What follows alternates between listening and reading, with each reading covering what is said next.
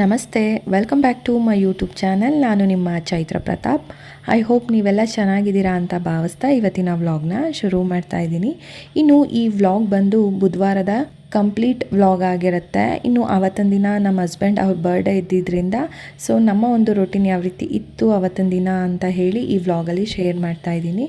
ಇನ್ನು ಬೆಳಗ್ಗೆ ಒಂದು 6:30ಗೆಲ್ಲ ಎದ್ದು ಫಸ್ಟ್ ಕೆಲಸ ಇರೋದೇ ಕಿಚನಲ್ಲಿ. ಹಾಗಾಗಿ ಕಿಚನ್ನಿಗೆ ಬಂದಿದ್ದಾಯಿತು. ಇನ್ನು ಹಿಂದಿನ ದಿನವೇ ಎಲ್ಲ ಕ್ಲೀನ್ ಮಾಡಿ ಮಲಗೋದ್ರಿಂದ ಒಂಥರ ಬೆಳಗ್ಗೆ ಎದ್ದ ತಕ್ಷಣ ಮನೆ ನೀಟಾಗಿತ್ತು ಅಂತ ಅಂದರೆ ಒಂಥರ ಪೀಸ್ಫುಲ್ಲಾಗಿರುತ್ತೆ. ಕೆಲಸಗಳನ್ನೆಲ್ಲ ಮಾಡಲಿಕ್ಕೆ ಒಂಥರ ನಮಗೂ ಜೋಶ್ ಇರುತ್ತೆ ಅಂತಲೇ ಹೇಳ್ಬೋದು. ಬೆಳಗ್ಗೆ ಎದ್ದ ತಕ್ಷಣ ಬಿಸಿನೀರನ್ನ ಕುಡಿದು ಬೇರೆ ಕೆಲಸಗಳನ್ನೆಲ್ಲ ಮಾಡ್ಕೊಳ್ಳೋ ಅಂಥ ಅಭ್ಯಾಸ ಇರೋದು. ಸೊ ಕಾಫಿ ಇಲ್ಲ ಅಂದರೂ ಪರವಾಗಿಲ್ಲ, ಬಟ್ ಆದರೆ ಬೆಳಗ್ಗೆ ಬೇಗ ಎದ್ದಿದ್ದೀವಿ ಅಂದರೆ ಬಿಸಿನೀರಂತೂ ಬೇಕೇ ಬೇಕು ಅನಿಸುತ್ತೆ. ಸೊ ಇತ್ತೀಚೆಗೆ ಇದ್ರ ಜೊತೆಗೆ ಆರೋಗ್ಯ ಪೌಡರ್ ಅಂತ ಹೇಳಿ ಮಿಕ್ಸ್ ಮಾಡಿ ಕುಡಿತಾ ಇದ್ದೀನಿ. ತುಂಬಾ ಚೆನ್ನಾಗಿದೆ. ಈ ಪೌಡರ್ನ ಯೂಸ್ ಮಾಡೋದ್ರಿಂದ ನನಗೊಂದೊಳ್ಳೆ ಬೆಸ್ಟ್ ರಿಸಲ್ಟ್ ಸಿಕ್ಕಿದೆ ಅಂತಲೇ ಹೇಳ್ಬೋದು. ಈ ಆರೋಗ್ಯ ಪೌಡರ್ ಬಗ್ಗೆ ಹೆಚ್ಚಿನ ಮಾಹಿತಿನ ನೆಕ್ಸ್ಟ್ ವ್ಲಾಗಲ್ಲಿ ನಾನು ಶೇರ್ ಮಾಡ್ತೀನಿ. ಸೊ ಇನ್ನು ಬಿಸಿನೀರೆಲ್ಲ ಕುಡ್ದಾದ್ಮೇಲೆ ನನಗಷ್ಟೇ ಅಲ್ಲ, ಮನೆಯಲ್ಲಿ ಎಲ್ಲರಿಗೂ ಅಷ್ಟೇ. ಈಗ ಸಮ್ಮರ್ ಇರೋದ್ರಿಂದ ಎದ್ದ ತಕ್ಷಣ ಬಿಸಿನೀರಾಗಲಿ ತಣ್ಣೀರಾಗಲಿ ಕುಡಿತಾನೆ ಇರ್ತಾರೆ. ಹಾಗಾಗಿ ಬಾಟಲ್ಗಳಿಗೆಲ್ಲ ನೀರು ತುಂಬಿಸಿಟ್ಬಿಡೋಣ ಅಂತ ಹೇಳಿಬಿಟ್ಟು ಎಲ್ಲ ಬಾಟಲ್ಗಳಿಗೂ ನೀರನ್ನ ತುಂಬಿಸಿ ಇಡ್ತಾಯಿದ್ದೀನಿ.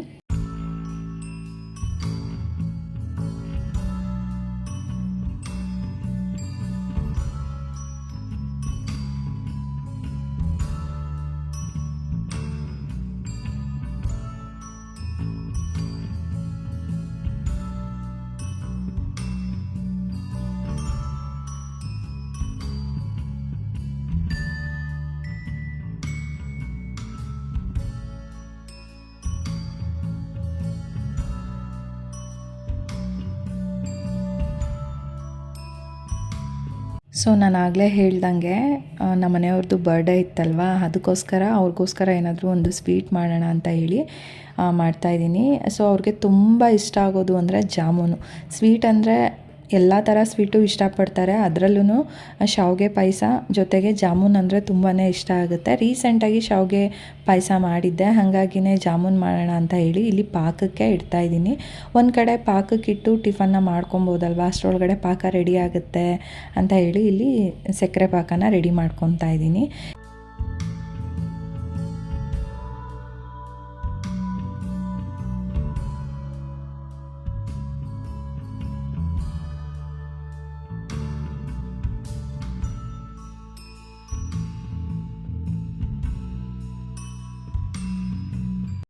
ಇನ್ನು ಟಿಫನ್ನು ಕೂಡ ಅವರು ಪಲಾವ್ ಅಂದರೆ ತುಂಬಾ ಇಷ್ಟಪಟ್ಟು ತಿಂತಾರೆ. ಹಾಗಾಗಿನೇ ಅವ್ರಿಗೋಸ್ಕರ ಪಲಾವೇ ಮಾಡೋಣ ಅಂತ ಹೇಳಿ ಇಲ್ಲಿ ತರಕಾರಿಗಳನ್ನೆಲ್ಲ ಹಚ್ಚಿಟ್ಟು ರೆಡಿ ಮಾಡ್ಕೊಂಡಿದ್ದೀನಿ.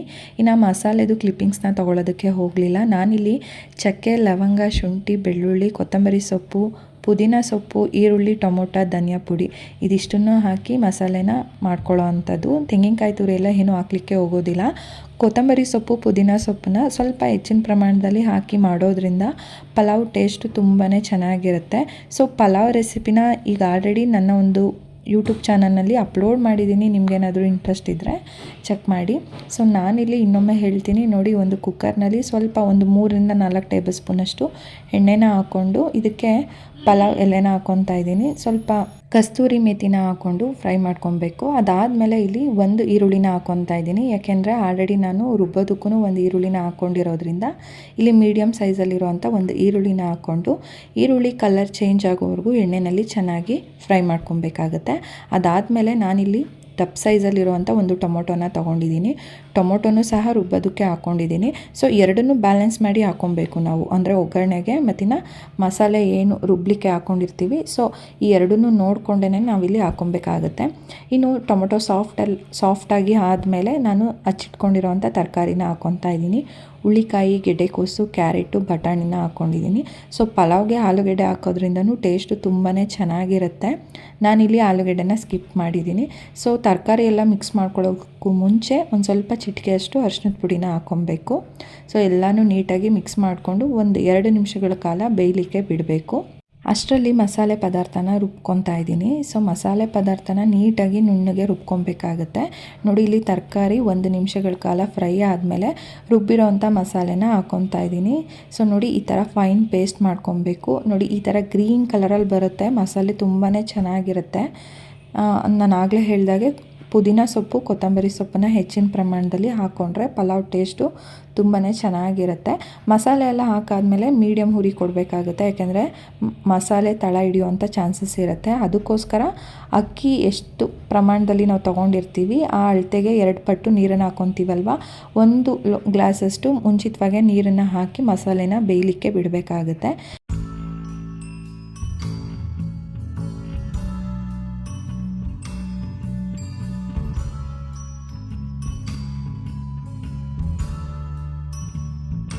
ಮಸಾಲೆ ಎಲ್ಲ ಚೆನ್ನಾಗಿ ಬೆಂದಿದೆ ಅಂತ ಅಂದಮೇಲೆ ಅಕ್ಕಿನ ಎಷ್ಟು ತೊಗೊಂಡಿರ್ತೀವಿ ಅದಕ್ಕೆ ಎರಡು ಪಟ್ಟಷ್ಟು ನಾವು ನೀರನ್ನು ಹಾಕ್ಕೊಬೇಕಾಗುತ್ತೆ. ಸೊ ನೋಡಿ, ಈ ರೀತಿ ನೀರೆಲ್ಲ ಹಾಕಾದ್ಮೇಲೆ ನೀಟಾಗಿ ಮಿಕ್ಸ್ ಮಾಡಿಕೊಂಡು ತೊಳೆದಿಟ್ಕೊಂಡಿರೋವಂಥ ಅಕ್ಕಿನ ಹಾಕ್ಕೊಬೇಕಾಗತ್ತೆ.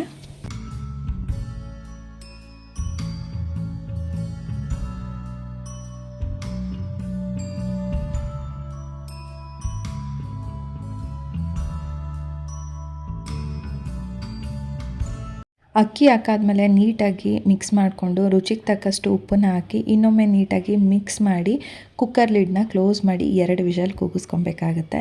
ಸೊ ನೋಡಿ, ಈ ರೀತಿ ಮಾಡೋದ್ರಿಂದ ತಳನೂ ಹಿಡ್ದಿರೋದಿಲ್ಲ, ತುಂಬ ಚೆನ್ನಾಗಿ ಆಗಿರುತ್ತೆ ಪಲಾವು.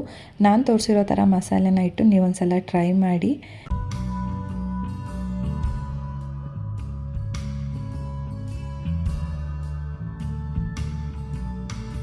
ವಿಷಲ್ ಕೂಗೋಷ್ಟರೊಳಗಡೆ ನಾನಿಲ್ಲಿ ಮೊಸರು ಬಜ್ಜಿಗೆ ರೆಡಿ ಮಾಡ್ಕೊತಾ ಇದ್ದೀನಿ. ಯೂಶ್ವಲಾಗಿ ನಾನು ಮೊಸರು ಬಜ್ಜಿ ಮಾಡಲಿಕ್ಕೆ ಹೋಗೋದಿಲ್ಲ, ಬಟ್ ಇವಾಗ ಸಮ್ಮರ್ ಇರೋದ್ರಿಂದ ಮೊಸರು ಬಜ್ಜಿ ಮಾಡೋಣ ಅಂತ ಹೇಳಿ ರೆಡಿ ಮಾಡ್ಕೊತಾ ಇದ್ದೀನಿ.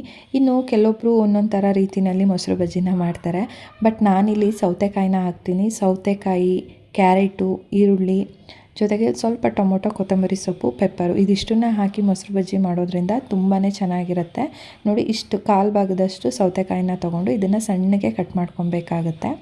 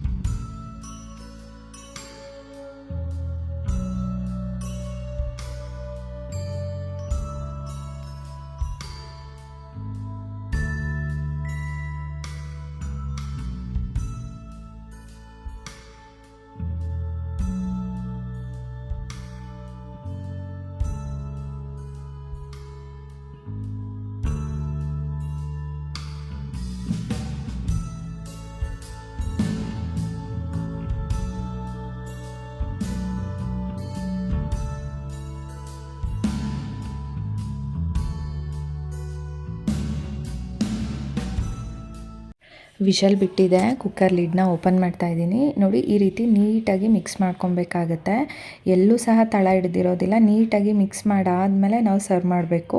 ಸೊ ಹಂಗಾಗಿ ಆಲ್ರೆಡಿ ಟೈಮ್ 8:30 ಏನೋ ಆಗಿತ್ತು. ಕರೆಕ್ಟಾಗಿ 8:15ಗೆಲ್ಲ ಟಿಫನ್ ರೆಡಿ ಇರಬೇಕು. ಆ ಟೈಮ್ಗೆ ರೆಡಿ ಇದ್ರೇ ಅವರು ಕರೆಕ್ಟಾಗಿ ಆನ್ ಟೈಮ್ಗೆ ಆಫೀಸ್ಗಾಗಲಿ ಸ್ಕೂಲ್ಗಾಗಲಿ ಹೋಗೋದಕ್ಕೆ ಸರಿ ಹೋಗುತ್ತೆ. ಸರಿ ಅಂದ್ಬಿಟ್ಟು ನಾನು ಅವ್ರಿಗೆ ಟಿಫನ್ನ ಹಾಕ್ಕೊಡ್ತಾಯಿದ್ದೆ. ಇನ್ನು ಪಲಾವ್ ಅಂತೂ ಬಿಸಿ ಬಿಸಿಯಾಗಿ ತಿಂದ್ಕೊಂಡ್ರೆ ಒಳ್ಳೆ ಟೇಸ್ಟ್ ಸಿಗುತ್ತೆ. ಆರೋದ್ಮೇಲೂ ಚೆನ್ನಾಗಿರುತ್ತೆ, ಇಲ್ಲ ಅಂತಲ್ಲ. ಬಟ್ ಆದರೆ ಈ ಥರ ಟೊಮೊಟೊ ಬಾತು, ಪಲಾವು, ಮೆಂತ್ಯ ಬಾತು ಈ ಥರ ಬಾತ್ ಐಟಮ್ಗಳು ನಾವೇನು ಮಾಡ್ತೀವಿ ಅದನ್ನು ಕುಕ್ಕರ್ ಲಿಡ್ ಓಪನ್ ಮಾಡಿದಾಗ ಬಿಸಿ ಬಿಸಿಯಾಗಿ ತಿಂದ್ರೇ ಇನ್ನೊಂದು 2-3 ತುತ್ತು ಹೆಚ್ಚಾಗಿ ತಿನ್ಬೋದು ಅಂತ ಅನಿಸುತ್ತೆ. ಹಾಗಾಗಿ ಇನ್ನು ನಮ್ಮ ಮನೆಯವ್ರಿಗೂ ಖುಷಿಗೂ ಇಬ್ರಿಗೂ ಟಿಫನ್ನ ಹಾಕ್ಕೊಟ್ಟು ಲಂಚ್ ಬಾಕ್ಸ್ ಎಲ್ಲ ಪ್ಯಾಕ್ ಮಾಡಾದ್ಮೇಲೆ ಅವ್ರ ಜೊತೆ ನಾನೂ ಸಹ ಟಿಫನ್ನ ಮಾಡಿಕೊಂಡೆ. ಇನ್ನು ಖುಷಿನ ಡ್ರಾಪ್ ಮಾಡೋದಕ್ಕೆ ನಮ್ಮನೆಯವರು ಹೊರಡುವಾಗ ವೇದಾಂಶು ಸಹ ನಿಂತ್ಕೊಂಡ, ನಾನು ಹೋಗ್ತೀನಿ ಅಂತ. ಸರಿ ಅಂದ್ಬಿಟ್ಟು ನಮ್ಮನೆಯವರು ಹೇಗಿದ್ದರೂ ರಿಟರ್ನ್ ಬರಬೇಕಿತ್ತು, ಹಾಗಾಗಿನೇ ಕರ್ಕೊಂಡು ಹೋಗ್ತೀನಿ ಅಂತ ಹೇಳಿಬಿಟ್ಟು ಇಬ್ಬರೂ ಸಹ ಕರ್ಕೊಂಡೋದ್ರು.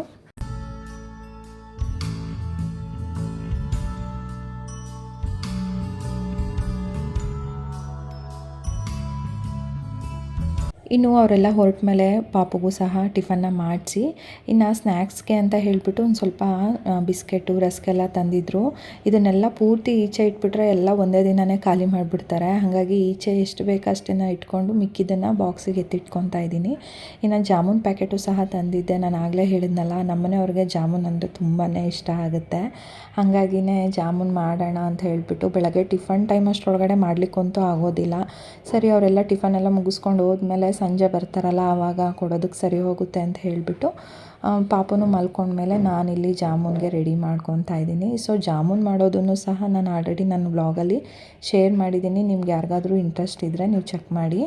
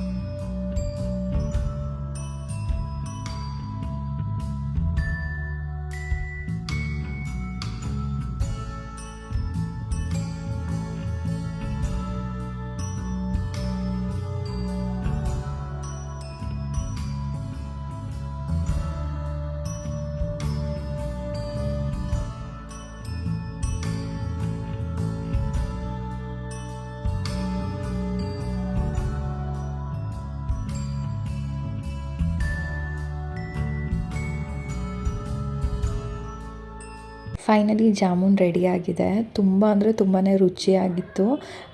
ನಾನು ಸ್ವಲ್ಪ ಹೋಟೆಲ್ ಸ್ಟೈಲ್ ಥರನೇ ಮಾಡಿದ್ದೆ. ಅಂದರೆ ಹೋಟೆಲ್ಗಳಲ್ಲಿ ದಪ್ಪ ದಪ್ಪ ಉಂಡೆ ಇರುತ್ತಲ್ವ ಜಾಮೂನು, ಹಾಗಾಗಿ ಆ ಥರನೇ ಮಾಡಿದ್ದೆ. ಖುಷಿ ಸ್ಕೂಲಿಂದ ಬಂದಮೇಲೆ ನಮ್ಮನೆಯವರು ಆಫೀಸಿಂದ ಬಂದಮೇಲೆ 3 ಜನನೂ ಒಟ್ಟಿಗೆ ಕೂತು ಜಾಮೂನ್ನ ತಿಂದ್ವಿ.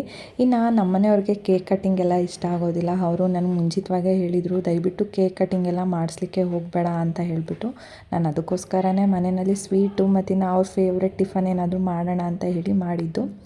ಇನ್ನು ನೈಟ್ ಊಟಕ್ಕೆ ಮನೆಯಲ್ಲಿ ಏನೂ ಮಾಡೋದು ಬೇಡ, ಹೊರಗಡೆ ಹೋಗೋಣ ಅಂತ ಹೇಳಿದರು. ಹಾಗಾಗಿ ನಾವು ಗಾಂಧಿ ಬಜಾರಲ್ಲಿರೋಂಥ ನಿಸರ್ಗ ಗಾರ್ಡನ್ ಹೋಟೆಲ್ಗೆ ಹೋಗಿ ಅಲ್ಲೇ ನೈಟ್ ಊಟನ ಮುಗಿಸ್ಕೊಂಡು ಬಂದ್ವಿ.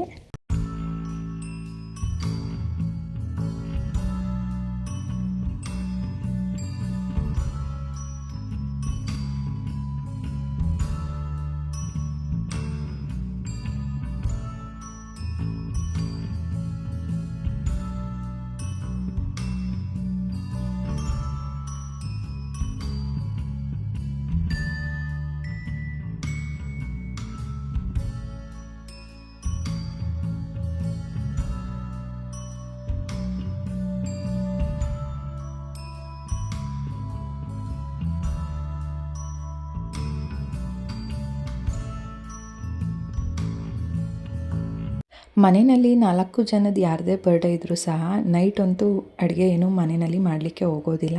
ಆವಾಗ ಹೋಟೆಲ್ಗೆ ಹೋಗ್ಬಿಡ್ತೀವಿ. ಅಂದರೆ ಏನಾದರೂ ಸ್ಪೆಷಲ್ ಡೇ, ಬರ್ಡೇ ಅಥವಾ ಆ್ಯನಿವರ್ಸರಿ ಈ ಥರ ಇದ್ದಾಗ ನಾವು ಹೋಟೆಲ್ಗೆ ಹೋಗ್ತೀವಿ.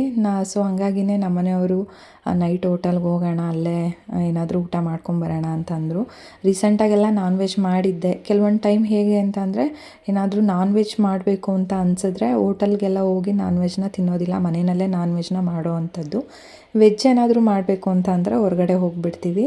ಇನ್ನು ಪಾಪುನಂತೂ ಕರ್ಕೊಂಡು ಹೋಗಿರಲಿಲ್ಲ. ಯಾಕೆಂತಂದರೆ ಅವನು ಈ ಥರ ಹೋಟೆಲ್ಗೆಲ್ಲ ಕರ್ಕೊಂಬಂದರೆ ಅವ್ನು ನೀಟಾಗಿ ಊಟ ಮಾಡೋದೇ ಇಲ್ಲ. ಸರಿ ಅಂತ ಹೇಳಿಬಿಟ್ಟು ಅವನ್ನ ಅಮ್ಮನ ಮನೆಯಲ್ಲೇ ಬಿಟ್ಟು ಬಂದಿದ್ವಿ. ನಾವಿಲ್ಲಿಂದ ಊಟ ಎಲ್ಲ ಮುಗಿಸಿ ಚಿಕ್ಕಪ್ಪ ಮನೆಗೆ ಹೋದ್ವಿ.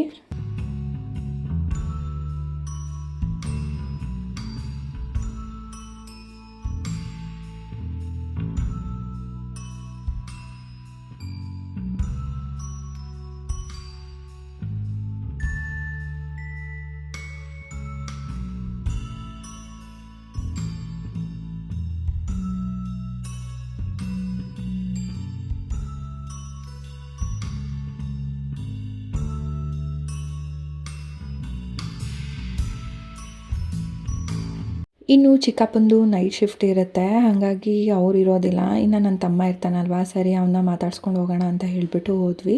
ಇನ್ನು ನಾವು ಹೋಗೋ ಟೈಮ್ ಅಷ್ಟರೊಳಗಡೆ ಅವ್ರದ್ದು ಊಟನೂ ಆಗೋಗಿರುತ್ತೆ ಅಂತ ಹೇಳಿಬಿಟ್ಟು ಅವನಿಗೆ ತುಂಬ ಇಷ್ಟ ಆಗುವಂಥ ರೋಸ್ ಮಿಲ್ಕ್ ಜ್ಯೂಸನ್ನ ತೊಗೊಂಡೋಗಿದ್ದಾಯಿತು. ಸರಿ ಅಂತ ಹೇಳಿಬಿಟ್ಟು ನಮ್ಮನೆಯವರು ತೊಗೊಂಡಿದ್ರು, ಅವ್ರಿಗೂ ಬೇಕು ಅಂತ ಹೇಳಿ ಇಬ್ರಿಗೂ ಗ್ಲಾಸ್ಗೆ ಹಾಕಿ ಕೊಟ್ಟಿದ್ದಾಯಿತು. ಸೊ ಅಲ್ಲೊಂದು ಸ್ವಲ್ಪ ಹೊತ್ತು ಟೈಮ್ ಸ್ಪೆಂಡ್ ಮಾಡಿ ಸುಮಾರು ಹೊತ್ತು ಕೂತಿದ್ವಿ ಅಂತಲೇ ಹೇಳ್ಬೋದು. ಸೊ ನಾವು ಹೋದರೆ ತುಂಬ ಖುಷಿ ಪಡ್ತಾನೆ ನನ್ನ ತಮ್ಮ ಅಂತೂ. ಇನ್ನು ನಮ್ಮನೆಯವ್ರದ್ದು ಬರ್ಡೇ ಇದ್ದರೂ ಸಹ ಯಾವುದೇ ಥರ ಕೇಕ್ ಕಟ್ಟಿಂಗ್ ಎಲ್ಲ ಮಾಡಿಸ್ಲಿಲ್ಲ. ಯಾಕೆಂದರೆ ಅವರು ತುಂಬ ಸ್ಟ್ರಿಕ್ಟಾಗಿ ಹೇಳಿದರು, ನೆಕ್ಸ್ಟ್ ಇಯರಿಂದ ಯಾವುದೇ ಥರ ಕೇಕ್ ಕಟ್ಟಿಂಗ್ ಮಾಡಿಸ್ಬೇಡಿ, ನನಗೆ ಒಂಥರ ಮುಜುಗರ ಆಗುತ್ತೆ.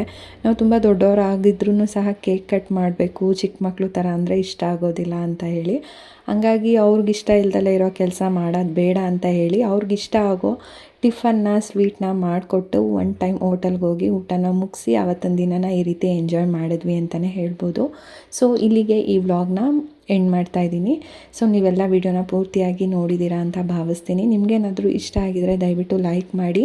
ಹೊಸದಾಗಿ ಯಾರಾದರೂ ನನ್ನ ಚಾನಲ್ನ ನೋಡ್ತಿದ್ರೆ ದಯವಿಟ್ಟು ಚಾನಲ್ಗೆ ಸಬ್ಸ್ಕ್ರೈಬ್ ಮಾಡ್ಕೊಂಡು ನೋಡಿ ಅಂತ ರಿಕ್ವೆಸ್ಟ್ ಮಾಡ್ಕೊತಾ ಇಲ್ಲಿಗೆ ಈ ವ್ಲಾಗ್ನ ಎಂಡ್ ಮಾಡ್ತಾಯಿದ್ದೀನಿ. ಮತ್ತೆ ನೆಕ್ಸ್ಟ್ ವ್ಲಾಗಲ್ಲಿ ಸಿಗ್ತೀನಿ.